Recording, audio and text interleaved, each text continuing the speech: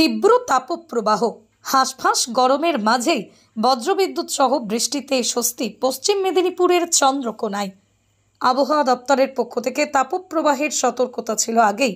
স্বাভাবিকের থেকেই 4-5 ডিগ্রি বেশি তাপমাত্রা ছিল পশ্চিম মেদিনীপুরে। আজও সকালের পর বেলা গড়াতেই তীব্র তাপপ্রবাহের সাথে গুমোট গরম ছিল। বিকেল থেকে হঠাৎ আবহাওয়ার পরিবর্তন ঘটে, আকাশে অন্ধকার ঘনিয়ে আসে। আজও সকালের পরই এই ঘটনা। বিকেল থেকে হঠাৎ আবহাওয়ার পরিবর্তন ঘটে, আকাশে অন্ধকার ঘনিয়ে আসে। কিছু পরেই ক্ষণিকের দমকা ঝড়, আর সন্ধ্যা নামতেই শুরু হয় বজ্রবিদ্যুৎ সহ বৃষ্টি। শুরুতেই বৃষ্টির পরিমাণ খানিক কম থাকলেও পরে বজ্রবিদ্যুৎ সহ বৃষ্টি চলতে থাকে। তাপপ্রবাহ গুমোট গরমের মাঝে হঠাৎ আবহাওয়ার এহেন ভুল বদলে স্বস্তি ফেরে চন্দ্রকোনাবাসীর। বিক্ষিপ্তভাবে জেলার বেশ কিছু জায়গায় এহেন আবহাওয়ার ভুল বদল দেখা যায়। তবে সন্ধ্যা থেকে শুরু হওয়া বৃষ্টি অব্যাহত চন্দ্রকোনায় হঠাৎ গুমোট গরম থেকে স্বস্তি পেল সাময়িকভাবে চন্দ্রকোনাবাসী।